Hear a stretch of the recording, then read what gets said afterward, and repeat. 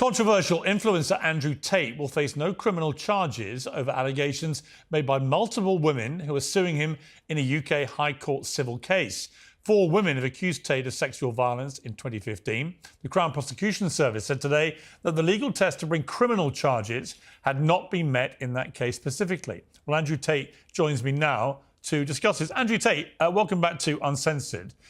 Just to be clear, so for those who have not been following the multiple cases that you've been involved with, tell me what it is that you've been addressed with today in relation to these specific charges. Yeah, for anyone who's not been following, I can make it very simple. I became the most Googled man in the world, and I was saying things they didn't like, and all of a sudden, every single country I'd ever stepped foot in started attacking me with all these strange legal cases from decades ago. And the process is the punishment. You and I have been speaking for a long time. We're old friends. And every time we speak, there seems to be some new case against me. And you quite, rightly say, we'll wait to see what happens in court. And here we are 4 or 5 years later, and they all fall by the wayside. So every single member of parliament, Vice News, BBC, every single person who said they've spoken to my victims has spoken to one of these girls. And the CPS has just said that these girls don't even have enough evidence to allow me to be charged, proving that they were lying all along. We know that people lie, both men and women, especially when there's a financial incentive. So this is just one step closer to my complete exoneration, sir. OK, but as I understand it, and correct me if your understanding is different to this, as I understand it, this is one case involving 4 women who are concurrently running a High Court civil case against you. So they will have their case in a civil case, but it won't be criminal now. But that doesn't impact the other constabulary, which brought 21 charges against you and your brother Tristan earlier this year, right? That's still ongoing and still separate to this. That's correct. So these 4 girls, they did a crowdfund and they begged the world for money. And they spoke to loads of MPs and Vice News, etc. And it turns out they have no evidence at all. They begged the world for money, and now they're suing me for money. They're desperate for money. And then they went to the police, and the police said they have no evidence. So that's all gone. The reason that the case against me here with these 4 girls was thrown out is because I know who the 4 girls are. So I simply just sent the text messages. Remember, I've been investigated. I haven't resisted any investigations. I'm one of the most investigated men on the planet. I'm more innocent than probably everyone else in that studio because I've been investigated head to toe. I have cooperated with the police. I provided proof. I provided text message conversations that these girls are lying, and the case was thrown out. The other case you're describing with the 21 charges from forever ago, the CPS won't tell me who the girls are because they know if they tell me who the girls are, then I will prove that the girls are lying before they can charge, remand, drag me through a trial. So their intention is to not tell me who they are, which is incredible to me, that they're saying you're charged and you need to go to jail. We want to remand you. Here's an extradition warrant, but we won't tell you who the people are. So I can't possibly defend myself because that's a setup. That's a matrix attack. But once I find out who they are, that case will once again be dismissed, just like this one was. OK. And no, I'm going to make the point that I just want to be clear to viewers who are trying to follow all this because it's complicated. Yeah. That there it's is complicated. And I hate to interrupt you, sir, because I want you to talk. The only reason it's complicated is because they're trying very hard to drag up imaginary cases from the sky and they keep collapsing. It'd be very simple if I'd done something wrong. Well, it is if you do something wrong, you go to jail. No, but I think it's important to use the correct language about what has happened here. It is a significant development. Clearly, the case that was brought against you by Hertfordshire police involving these 4 women, they have said they couldn't find evidence that met the bar for a criminal prosecution against you. It doesn't mean they can't continue these 4 women to continue the civil case against you. And it has no bearing, as we sit here, on the separate case brought against you by Bedfordshire Police, which the CPS announced separately in May, where it authorised 21 charges against you and Tristan, which included 10 against you relating to 3 alleged victims, including rape, actual bodily harm, human trafficking and controlling prostitution for gain. Tristan faces 11 charges connected to 1 alleged victim, including rape, actual bodily harm and human trafficking. So that is ongoing. Nothing that's happened today has any bearing on that prosecution by Bedfordshire Police. That's correct. That's correct. And the reason that's ongoing, unlike the other one from Hertfordshire Police, is because they won't tell me who these victims are. And they won't because they know I'll get it thrown out in a week. I'll just say, well, here's the text messages proving they're lying. That's the end of the case, just like happened with the Bedfordshire one. So, correct. These girls can still sue me civilly. I can sue you civilly for having a terrible shirt, sir. It doesn't mean anything. I mean, they're desperate for money. I'm a very famous, very rich, very handsome, very charismatic, very well known, very tall, very sexy individual. And lots of people want my money, and that's fine. They're going to lose in civil case too because they know they've done nothing wrong. And the CPS has already said I've done nothing wrong twice now. So it is what it is. It's just, it's quite interesting, Piers. If I was truly guilty of crimes, imagine how frustrating it would be to watch me for 4 years never go to jail. I mean, it's obvious to the whole world now that the process is the punishment for me, that I've never done anything wrong. Everyone knows I've done nothing wrong. The whole purpose of this is just to drag me to court, slander me in the media, make me spend money on lawyers, tie me up in litigation, restrict my movements. And that's all they're trying to do. The process itself is the punishment. They know I've done nothing wrong from the beginning. And you have sons too. And I like to believe that if your son was accused by all these different states from all around the world of all these heinous acts for 4 years, and he had to suffer jail and house arrest and lose all his money and have his name slandered, 4 years later, when all the cases started falling by the wayside, because the Los Angeles case has also fallen apart and collapsed, you yourself as a father would be standing there saying, this is incredible, this is insane that we have an innocent man here who's just endlessly attacked. Well, look, as I've said to you repeatedly, I don't know whether you're guilty or not. I follow the process. I'm a journalist. I don't look upon it as a father or someone that knows you or any of these things. To me, the fair and proper way is called due process. And my only concern with you is, have you been afforded due process? What is interesting to me is the length of time this is all taking. That doesn't seem to me to be normal. You do hear stories like it, but it seems to me out of the norm, and it's certainly significant today that the criminal prosecution against you by one of these two British police constabularies has now been dropped, leaving a civil case there. That is clearly not an irrelevant fact as you and I debate this whole scenario surrounding you. But my question with the Bedfordshire police, from a legal perspective, are they obliged to tell you who the accusers are? Well, that's what's so interesting. So you made a fantastic point there about this taking so long. The reason it's taking so long is because these cases are imaginary and they're stretching to the very, very limits of the law to try and pin something on my name. If I had done something wrong, it wouldn't be taking so long. So it's pretty obvious to anyone with a brain now that this is all a setup from the state. As for Bedfordshire, they are legally obliged to tell me who the victims are, the supposed alleged victims, but they only have to do that once I have been remanded. And if I go to the UK, I'll be remanded after this extradition warrant is executed. But that can't be executed currently because the Romanian state has a case against me for tax evasion, which will take at least 10 to 11 years. So this is something that's going to take 10 or 11 more years to eventually be satisfied. It's pretty ridiculous all in all. The whole thing is asinine, and I've done nothing wrong.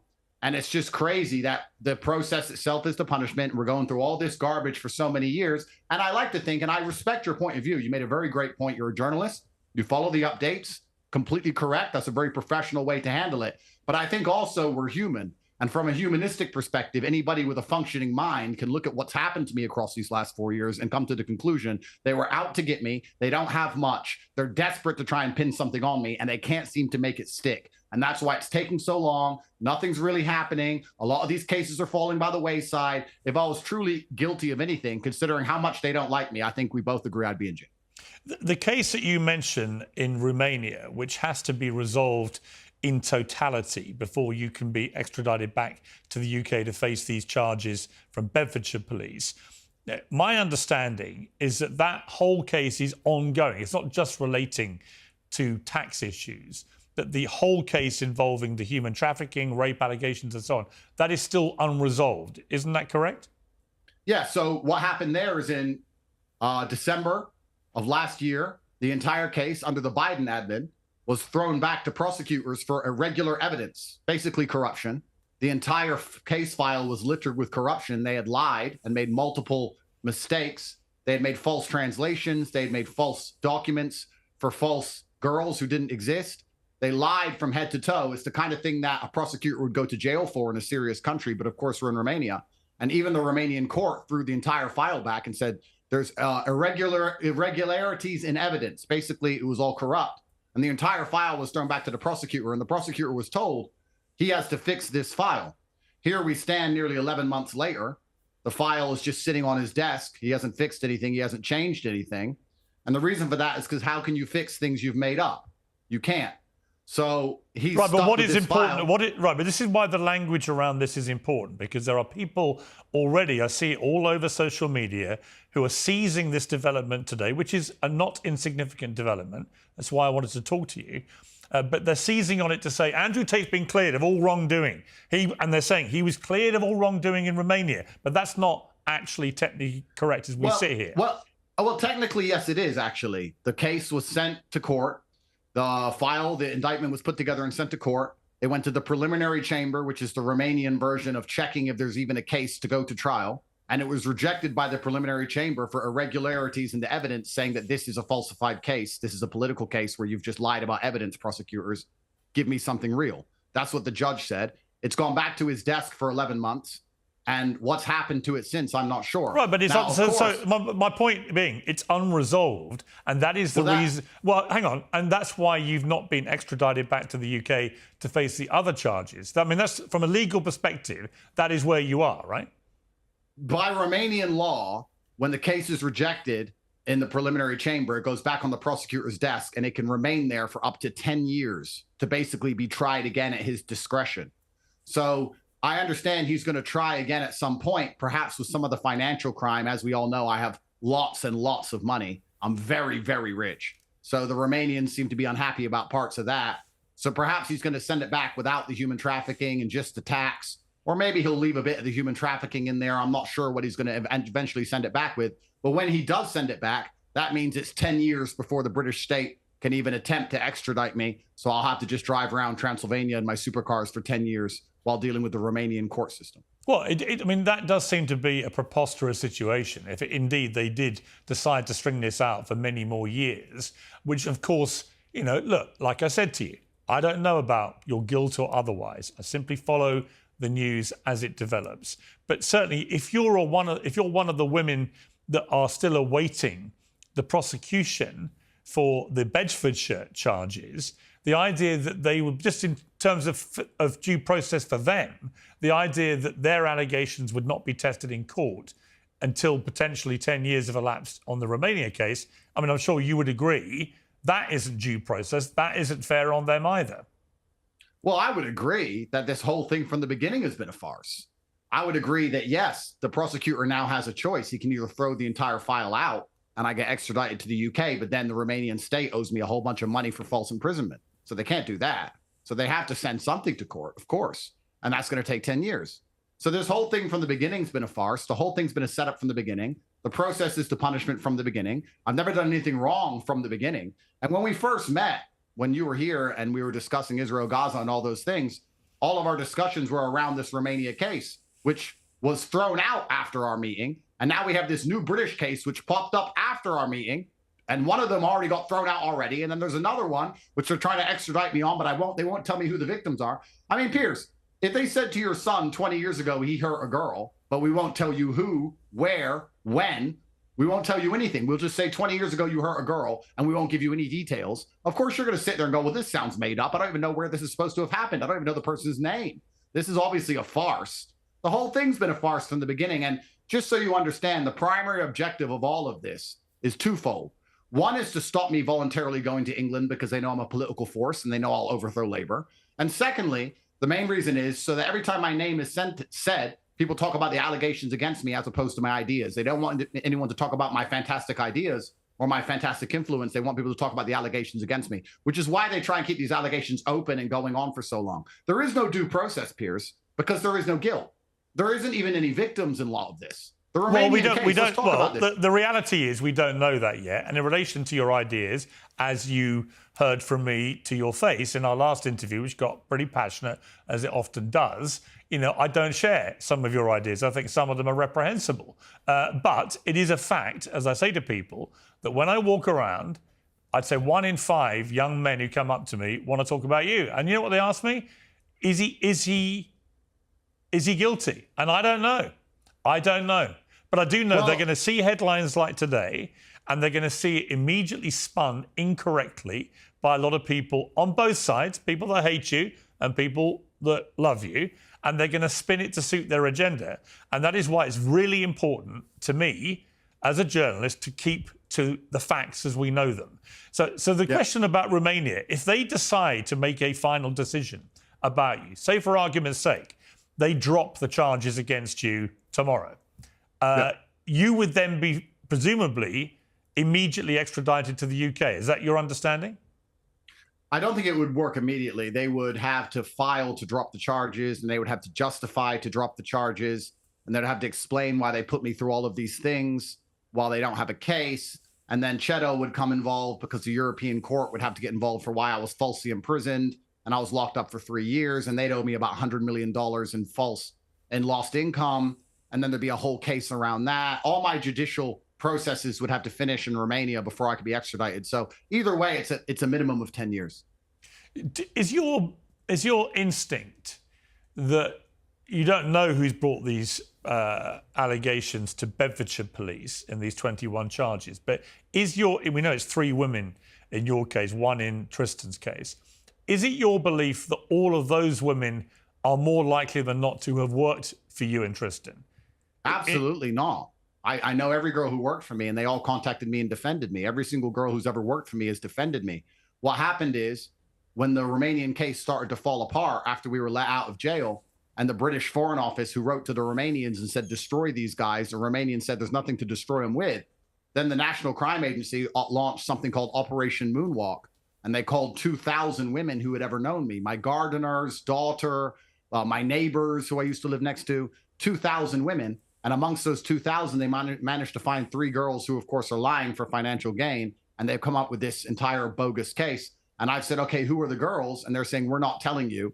We're not going to tell you when. We're not going to tell you where. We're not going to tell you who. We're just going to say you've done bad things 15 years ago. And it's a whole big farce from the beginning. If you call 2,000 women who a man has ever known throughout his entire life, of course you can find 3 liars, considering that 20% of people are on antidepressants and 10% of people have mental health issues. I'm surprised they only found 3 of the 2,000.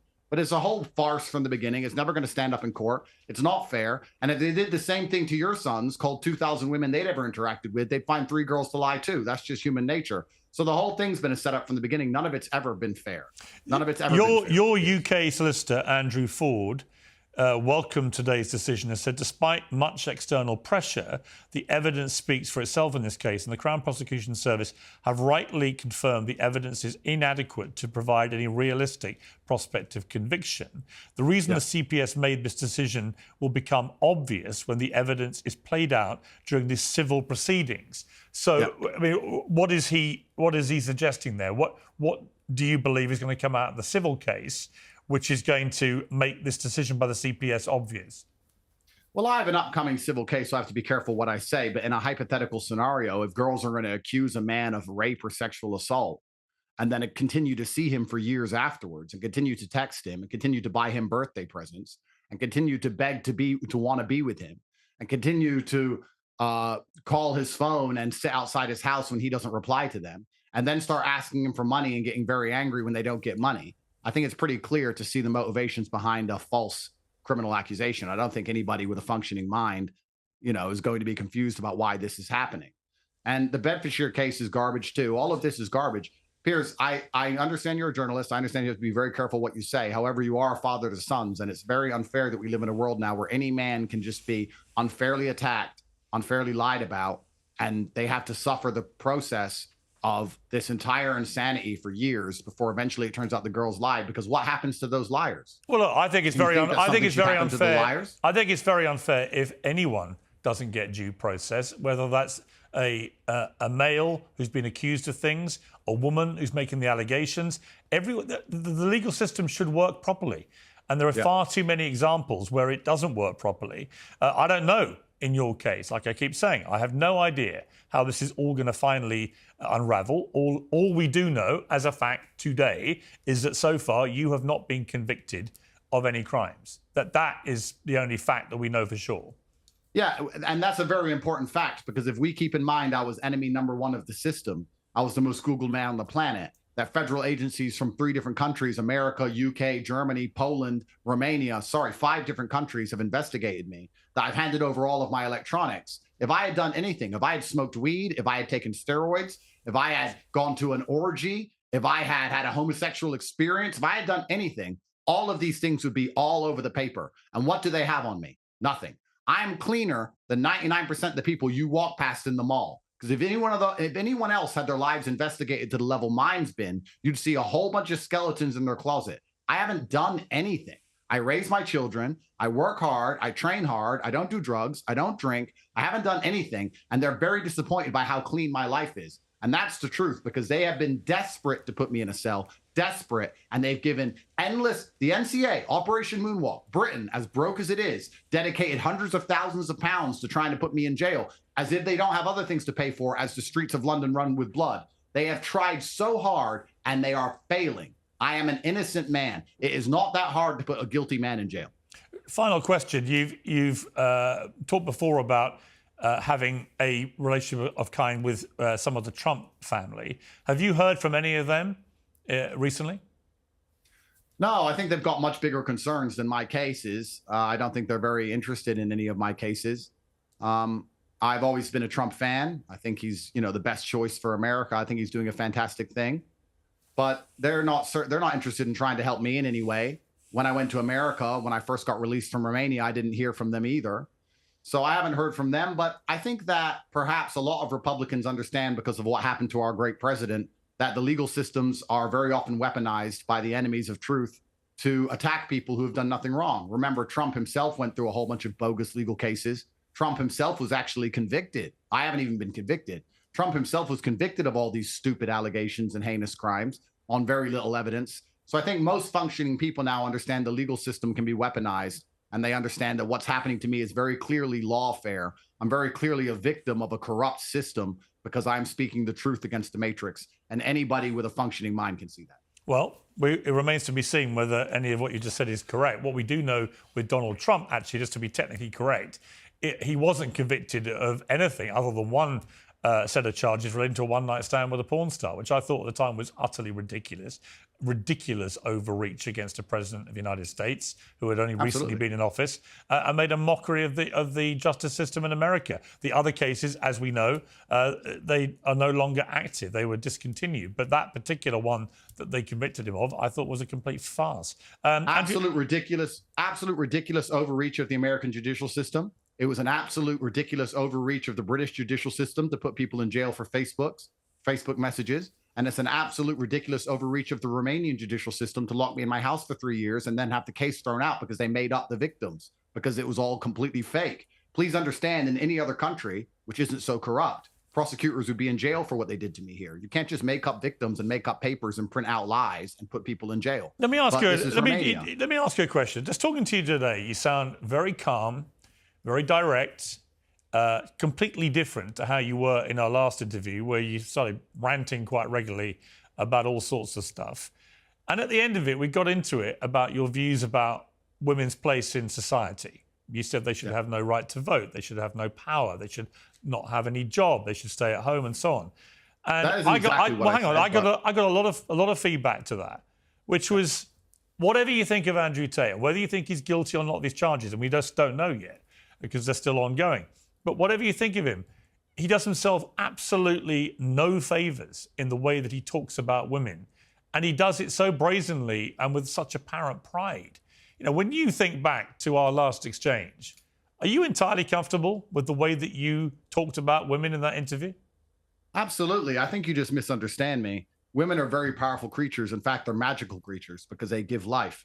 And a woman's power is to give life, and to be a feminine woman who is the head of a beautiful family and to have as many children with the man she loves as possible. That is what women are fantastic at. That is what society needs. Our birth rates are collapsing. And that's what inspires men to be their best selves. When men see they have a wife who's had their children, that makes a man want to be a good man for that woman. I never said women are powerless. I said that protecting society is the job of men. Police officers should be men, and that the voting and the political matters and the judicial system, a lot of that should be men. Because we're evolutionarily designed to protect territory in a way that females perhaps aren't. And it's our job to protect women. We're not trying to protect ourselves. A man's trying to protect his wife, protect his kids, protect his society, protect his town. And I think that the reason that the Western societies are in such trouble now is that Everything is conflated. The men are doing the things that women are actually good at innately, and the women are doing things that the men are innately good at. I believe we have God-given talents, and I believe if we all stick to what we're naturally good at, it will optimize our society. It's not a matter of hating women, Piers. It's not a matter of saying that women have no power. It's not a matter of trying to subjugate women at all. It's a matter of protection. It's a matter of me understanding as a man, I have certain duties and certain jobs to do. And I believe a woman has certain duties and certain jobs to do. And that's why I have so many fantastic relationships with women. That's why I have so many children. That's why I take care of them so fantastically and keep them safe. That's why they look up to me and admire me and love me. If I was truly a misogynist, I wouldn't be suffering from all of these offspring and all of these beautiful relationships which I have. So as I think it's you just were, a matter of misunderstanding. As you were talking, I just reminded that this weekend the England women's rugby team became world champions, and I watched that game. I don't think they need any help from you, and I don't think they need any guidance about what a woman's place in the world should be. They're world champions because they play a sport at a supremely elite level. I watched it and could not believe the staggering amount of skill and power and pace on display in a women's rugby match. And that's to their great credit. So they shouldn't all be kept at home, because actually that's not what most women want to do. But anyway, I'm going to leave it there for now. Andrew Tate, I appreciate you coming back on Uncensored. I will follow, as I said to you, I will follow the facts. And if they change, they change. I will keep talking to you, and we'll see where it all leads. Thank you very much. I appreciate it. Before we go, can I just ask a very simple question? I'm curious as to your input, because I do consider you a professional who knows a lot about the world. Do you agree there's something very suspicious about the criminal cases involving me? Just suspicious. Do you think something strange has happened? Well, I don't think it even matters what I think about it. I think what matters is, have you, at the moment, been convicted of any crime? People say, why do you platform Andrew Tate? And I said, why shouldn't I? They said, because he's a criminal. He's an abuser. He's this, and this. And I say, well, actually, as things stand, he has not been convicted of any of those crimes. He's been accused by a lot of people. But the significance of today is that a whole police case against you in one police force has, from a criminal perspective, been dropped. They said the evidence didn't reach the bar for criminal prosecution. That is noteworthy. That's why I've got you on today to discuss it. And I appreciate you coming on. Thank you very much, sir.